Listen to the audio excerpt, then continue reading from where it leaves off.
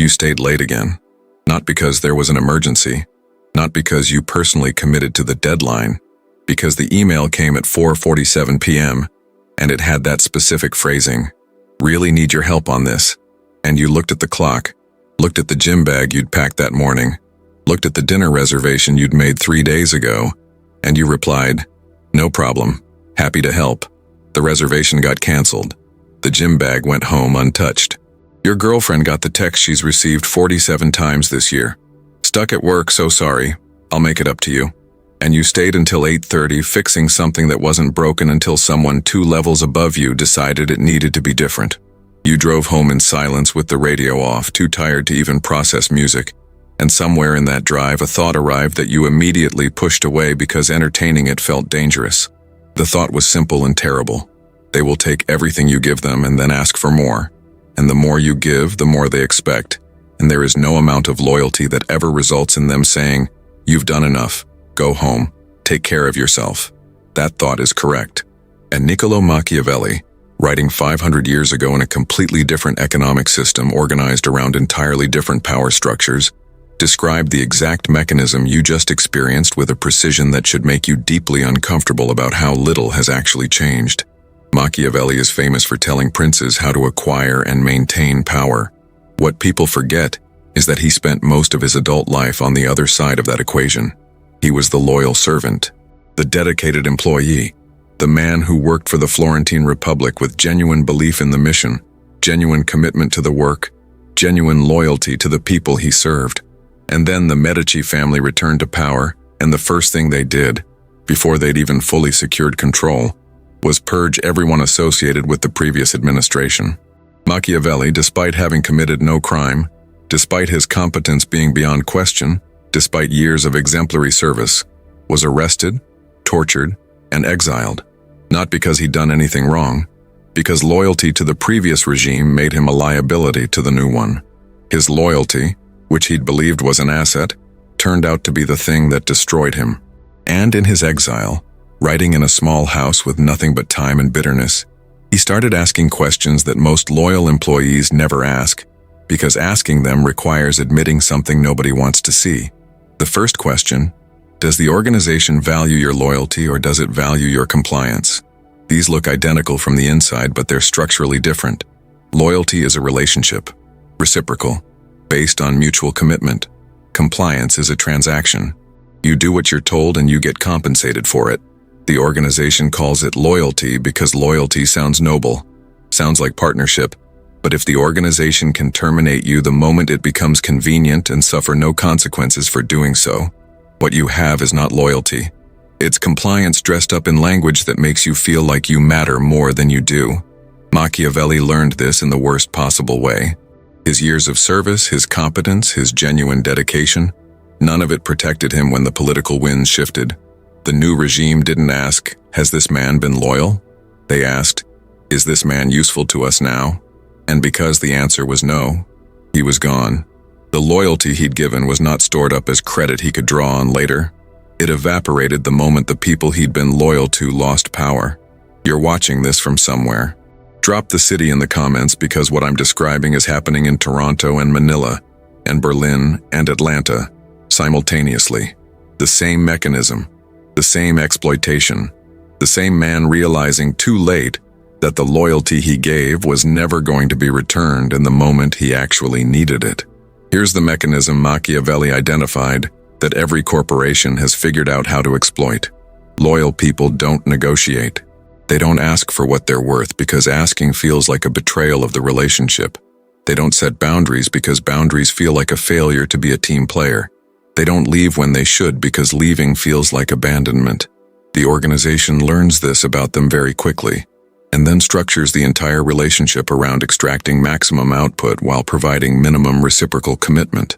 You stay late, you take on extra projects, you cover for other people, you make yourself available nights and weekends, you defer your own priorities to meet the organization's needs.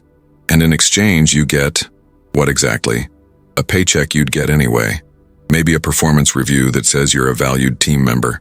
Maybe a small raise that doesn't keep pace with inflation. Maybe a title change that comes with more responsibility, but functionally the same compensation. You are being managed. Not developed, not invested in, managed, like inventory, like a resource to be allocated efficiently and replaced when it degrades.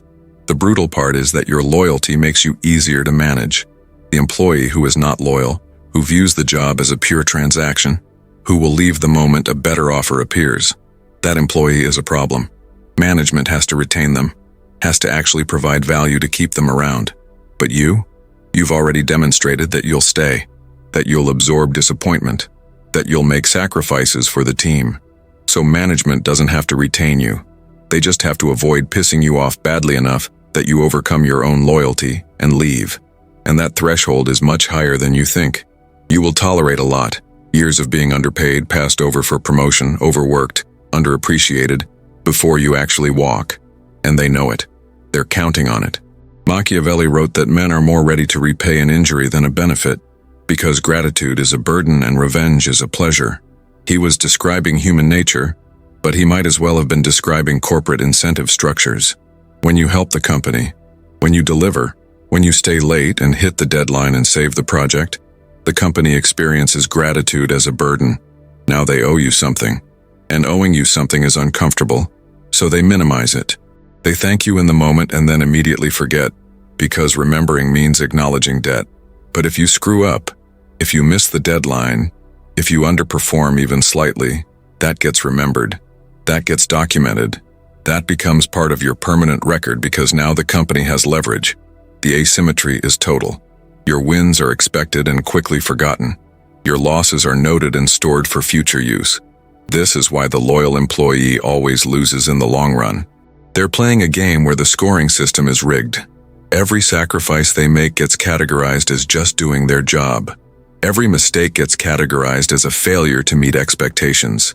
And over time, the gap between what they've given and what they've received becomes so large that the only rational response is to leave.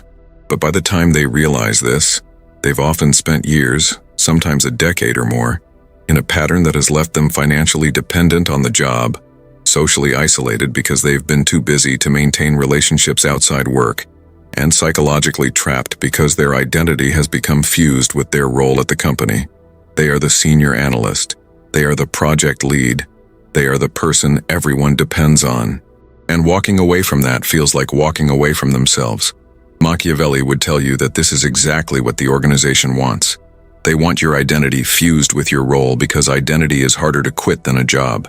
If you're just an employee, you can leave and get another job.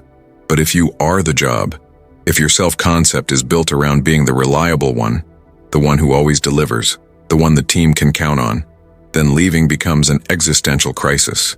You're not just quitting a company, you're killing a version of yourself. And most people would rather endure years of quiet misery than face that kind of ego death. Here's what loyalty actually costs in practical terms that nobody calculates until it's too late. Opportunity cost first. Every year you stay at a company out of loyalty is a year you're not exploring other options. The job market rewards movement. People who change jobs every 3 to 4 years consistently out-earn people who stay at one company for a decade. This is not speculation. This is data. Measurable.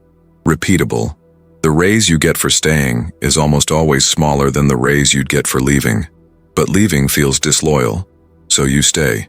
And every year the gap between what you're making and what you could be making widens. Compound that over 10 years, and you've left hundreds of thousands of dollars on the table. Money you'll never get back.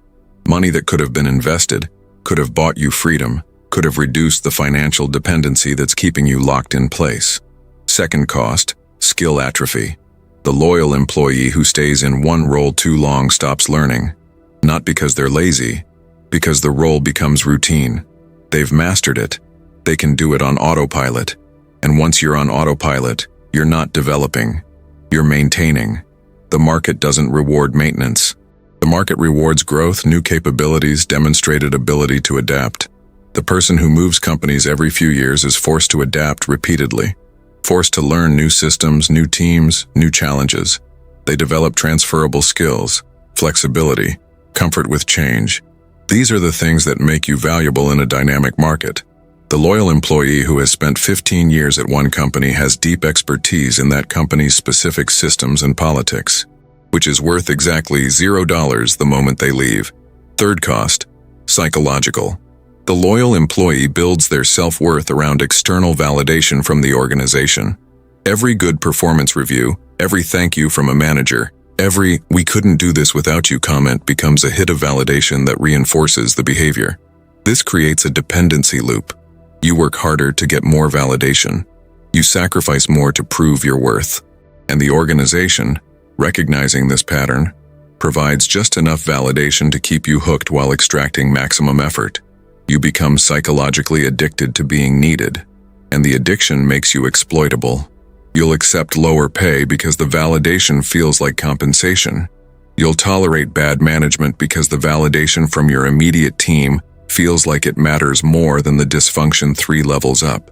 You'll stay in a role that's making you miserable, because walking away means losing the validation and facing the possibility that you're not actually as essential as you've been telling yourself.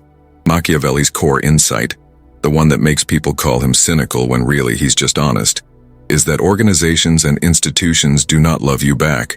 They can't. They're not people. They're systems. Systems optimize for their own survival and growth. And if your loyalty serves that optimization, they'll encourage it.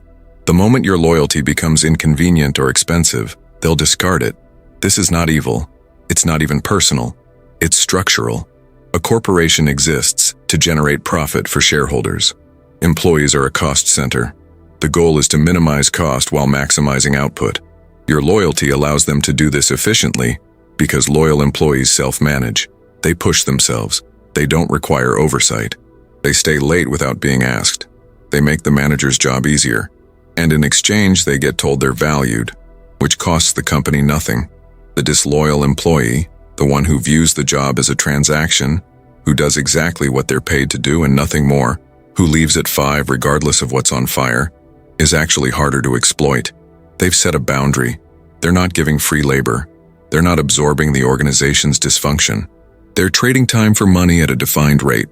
And the moment that rate is no longer acceptable, they leave. Management hates this employee because they can't extract surplus value. But that employee, paradoxically, often ends up more respected than the loyal one, because scarcity creates value. The loyal employee's time is abundant and free. The disloyal employee's time is scarce and priced. And the organization, despite all its rhetoric about teamwork and family and commitment, respects the scarcity more than the abundance. You can test this right now. Think about the last time you stayed late or took on extra work. Did you get compensated for it? Did it result in a promotion, a raise, a tangible career benefit? Or did it result in more work? Because the pattern Machiavelli observed in political systems applies perfectly to corporate ones. The reward for good work is more work. The employee who delivers gets handed more responsibility, not more money, not more authority, just more work. And if they deliver on that, they get even more work. The cycle continues until they burn out, quit, or finally set a boundary and get labeled as not a team player because they've stopped providing free value. Here's the conversation nobody wants to have about loyalty. It's an asymmetric relationship where you're expected to demonstrate loyalty constantly, but the organization only has to demonstrate it in one scenario, when they decide whether to keep you during a downturn. And in that scenario, in the moment where your years of loyalty should matter most, the decision is almost never based on loyalty. It's based on spreadsheets. Your position gets eliminated because eliminating it improves the quarterly numbers. Your entire department gets outsourced because labor costs are lower in another country. Your role becomes redundant after a merger, and they keep the other person because they're cheaper. The CFO making these decisions has never met you, doesn't know about the nights you stayed late, doesn't know about the projects you saved, doesn't know your name. You're a line item, and line items don't get loyalty. They get optimized. Machiavelli told the prince that it's better to be feared than loved because love is fickle and fear is reliable. The employee version of this is, it's better to be expensive than loyal because expensive employees get retained and loyal employees get exploited. This doesn't mean you do bad work. It means you charge appropriately for good work. It means you negotiate. It means you leave when you're not being compensated fairly. It means you view your labor as a commodity you're selling and you sell it to the highest bidder without guilt or hesitation. The organization will call this disloyalty, will imply you're selfish, that you don't care about the team, that you're not a culture fit. Let them. Their disapproval is not your problem. Your problem is that you've spent years trading your most valuable resource, your time, your energy, your cognitive capacity, for validation and empty promises, while the market value of that resource was increasing, and your compensation wasn't. The loyal employee reaches retirement age and gets a plaque, maybe a small party, maybe a speech about how much they meant to the organization. And then they're gone and the position is filled within 2 weeks and the new person doesn't even know the old person's name. That's the return on decades of loyalty. A plaque. The disloyal employee who changed jobs every 3 years has a retirement account that's 4 times larger because they negotiated every move and their salary compounded faster. They have a network across multiple companies because they didn't limit themselves to one ecosystem. They have skills that are current because they were forced to stay adaptable. And when they retire, no one throws them a party. But they also don't need validation from an organization that stopped existing 3 mergers ago. They've been free the entire time. They just didn't perform loyalty so nobody noticed. The cost of being a loyal employee is measured in what you didn't become. The business you didn't start because you were too busy being reliable. The risk you didn't take because you didn't want to let the team down. The opportunity you passed on because it felt like betrayal to leave. The relationship you neglected because work needed you. The version of your life where you prioritized yourself over an institution that would replace you in a week. That alternate timeline, the one where you treated your career as a series of strategic moves rather than a loyalty test, that person is living a completely different life. And the gap between the 2 lives is the cost. Quantifiable in money, in time, in options, in freedom. But mostly in the quiet recognition that you gave years of your life to something that was never going to give them back. Machiavelli spent his exile writing The Prince, and it's tempting to read it as a guide for the powerful. But it's more useful as a diagnostic tool for the powerless. If you understand how power actually works, how organizations actually function, how loyalty is actually weaponized against the people who provide it, then you can stop participating in your own exploitation. You can set boundaries without guilt. You can negotiate without feeling like you're betraying some sacred bond. You can leave without waiting for permission or approval from people who will forget you existed within a month. You can be, in the truest sense, a free agent. Someone who provides value in exchange for compensation, and when the compensation stops being adequate, you stop providing value. This is not sociopathy. This is professionalism. The organization does this to you every single day. Every budget meeting where they decide how little they can pay you while still retaining you. Every performance review where they calibrate the raise to be just enough that you don't quit, but not so much that it cuts into margins. Every restructuring where they eliminate positions to hit earnings targets. They are making cold, rational, self-interested decisions constantly. And then they ask you to make warm, emotional, self-sacrificing decisions, and they call the difference loyalty. The way out is simpler than it looks from the inside. You stop viewing the job as anything other than a transaction. You provide labor. They provide compensation. When the compensation is adequate, you stay. When it's not, you leave. You do good work because good work maintains your market value, not because you owe it to the team. You develop skills that are transferable, not just valuable within this specific organization. You build a network outside the company. You keep your resume current. You take calls from recruiters even when you're not actively looking. You interview occasionally just to stay calibrated on what you're worth. You never, ever stay late out of loyalty. If the work requires more time, you negotiate more compensation or you let the work fail. And when it fails, it's not your failure. It's management's failure to allocate resources appropriately. This shift feels impossible when you're inside the loyalty trap, because the loyalty trap is psychological before it's practical.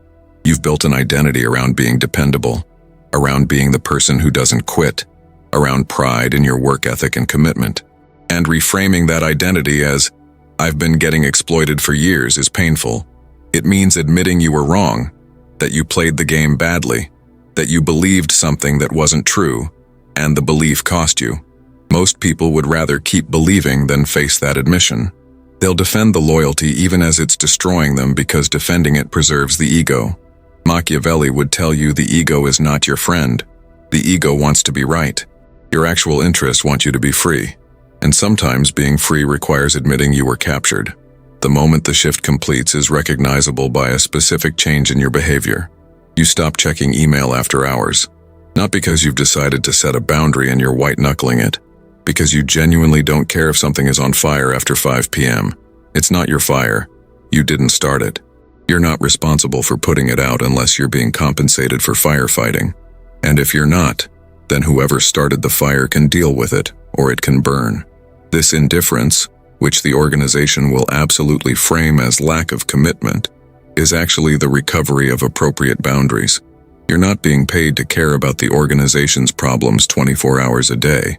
You're being paid for specific hours to do specific work. Outside those hours, the problems are not yours. This seems obvious when stated plainly, but the loyal employee has internalized the opposite belief so deeply that it takes active deprogramming to break it. Another sign: you start saying no without explanation. The request comes in. Can you take this on? And you look at your workload, look at your compensation and say, no, I don't have capacity for that. No apology. No explanation about what else you're working on. No offer to figure out a solution. Just no. The first time you do this, it feels like you've just committed a crime. The adrenaline spikes. You imagine the fallback, the damaged relationship, the label of not being a team player, and then nothing happens. Or rather, the thing that happens is that someone else does the work or the work doesn't get done, and the company continues operating, and you realize the entire catastrophe you imagined was fiction. Your no had no consequences except that you didn't do work you weren't going to be compensated for. The organization survives. You have your evening back. The world didn't end. The third sign is that you start interviewing even when you're not planning to leave. This is reconnaissance. You're gathering market intelligence. You're discovering what your skills are worth to organizations that don't already own you. And the first offer you get from an external company is almost always higher than what you're currently making because they're trying to entice you away, and your current employer is trying to retain you for minimum cost. That gap between what you're making and what you could be making is the loyalty tax. The amount of money you're paying annually for the privilege of being loyal to an organization that would eliminate your position if it improved quarterly earnings by 0.5%. Seeing that number, seeing it in an actual offer letter, not as an abstract concept, does something to your psychology that no amount of rational argument can accomplish. It makes the exploitation visible, quantifiable, undeniable. And here's what you do with that information. You don't necessarily leave. Maybe the current job has other benefits that justify the gap. Flexibility, good team, interesting work, whatever. But you do use the information to recalibrate your sense of what you're worth, and you stop feeling grateful for a job that's paying you 20% below market rate. Gratitude is what the organization wants you to feel, because grateful employees don't negotiate. They accept what they're given and feel lucky to have it. But if you're being underpaid relative to market, you're not lucky. You're being exploited. And exploitation doesn't deserve gratitude. It deserves correction or exit. Machiavelli believed that fortune favors the bold, but only when boldness is married to ruthless assessment of actual conditions. The loyal employee is bold about the wrong things, bold about staying, bold about commitment, bold about sacrifice, but timid about the things that would actually change their situation. Negotiation, boundaries, exit. The shift is to become bold about those things instead. Bold about asking for what you're worth. Bold about refusing work that's outside your scope. Bold about walking away when the relationship is no longer serving you. This boldness will make you uncomfortable at first because you've been trained to view it as selfishness. But selfishness in service of fair compensation is not a vice. It's professionalism. The organization is selfish every single day. They optimize for their interests constantly and call it business. You optimizing for your interests is not betrayal. It's matching their energy. The people who will be most upset by your shift are not management. Management adjusts. They lose a compliant employee, they find another one. The people who get upset are your peers who are still in the loyalty trap. They experience your boundary setting as judgment of their lack of boundaries. Your willingness to leave makes their unwillingness to leave look like a choice, which means they have to confront whether they're choosing this or just enduring it. Most people prefer enduring without examination to choosing with awareness. Your exit or your negotiation or your refusal to stay late forces the examination, and they'll resent you for it. They'll say you've changed, that you're not a team player anymore, that you've become mercenary. Let them. Their resentment is information about their own trapped state. not a valid critique of your liberation. The final cost of loyalty that nobody mentions is time you can't buy back. You're younger now than you'll ever be again. Your energy is higher. Your health is better. Your obligations are fewer. This is the time when you should be taking risks, building optionality, investing in yourself. And instead, you're investing in an organization that's investing in you, only to the extent that the investment generates return for them.